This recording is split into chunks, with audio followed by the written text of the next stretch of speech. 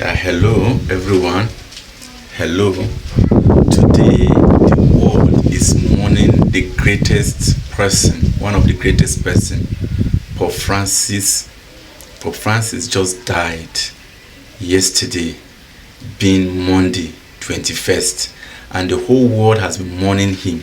And presidents of the world have been sending their condolences. In this video, you are going to see what Pope Francis was able to achieve and change, and you see his transformation, how he started, how he moved, and how he became who he wants to become, so that those of you that wants to become men of God, pastors and the rest, you can learn from him. Why is it that the Hamas, the terrorist group, that Israel is busy fighting them and dealing with them? Why is it that the terrorist group decided to send condolences to the Catholics all over the world over the death of Pope Francis? So please, it is good for you to stay tuned and watch this video and see a lot of things that you don't know about Pope Francis. What are world leaders saying about him? All world leaders are sending their condolences to the church, to Pope Francis. Pope Francis has been an instrumental person in peace. All this war in Gaza before his sickness, he has been trying, he has worked hard to see that he heard those things before he felt sick, and this thing escalated and is beyond him. So just stay tuned, watch the video, drop your comment, and we would like to see you in the comment section. Enjoy. What reform, if any, does the Catholic Church need?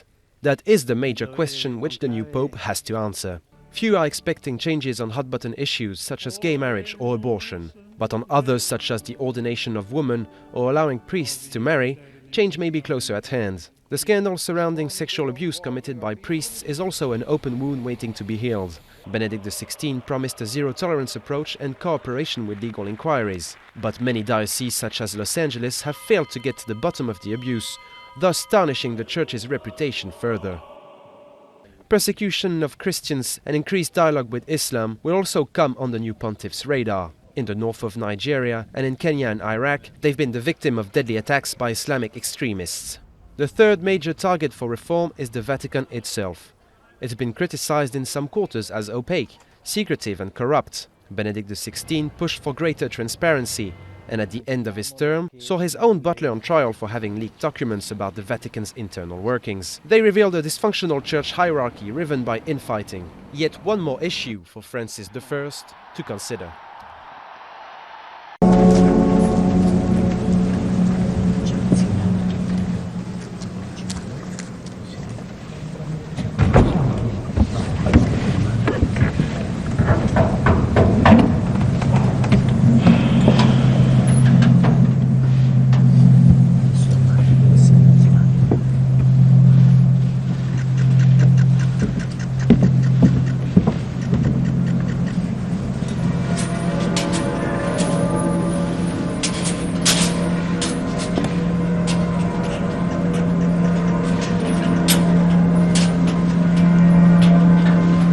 Live in St. Peter's Square for us. Hi, Alex.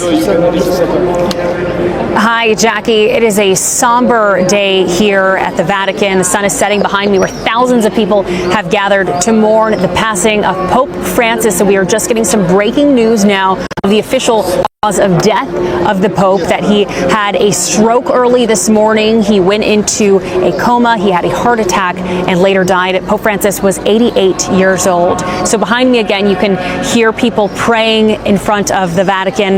The Vatican announced this news of his passing at 7:30 this morning. He had battled with health concerns for years, including being hospitalized for 5 weeks earlier this year when he came down with pneumonia. The Vatican earlier this morning had not announced that cause of death until just minutes ago. But right now, the official death announcement had been underway at the Chapel of St. Martha. That was the Pope's residence.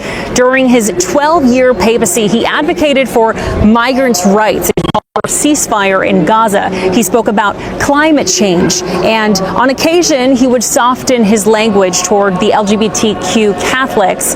All of this earned him both praise and criticism throughout the years. Today, his death came as a shock to much of the world, especially after the very busy schedule that he had yesterday, meeting with Vice President J.D. Vance here, as well as speaking to the faithful in the square behind me. Now, people gathered to hear what would be his final blessing today. Those people who are in shock, as you can see behind me, Jackie, are back here today mourning this tragic loss. Jackie, back to you. Wow. All right, Alex Hogan, thank you so much. Hey, Sean Hannity here. Hey, click here to subscribe to Fox News YouTube page and catch our hottest interviews and most compelling analysis. You will not get it anywhere else. He was the Pope the world didn't expect.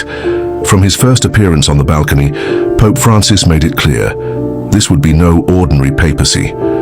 He chose a guest house over the Apostolic Palace, wore simple black shoes instead of papal red, drove a 20-year-old Renault gifted by a priest, washed the feet of prisoners and Muslims breaking tradition, embraced a man with a disfigured face in St. Peter's Square.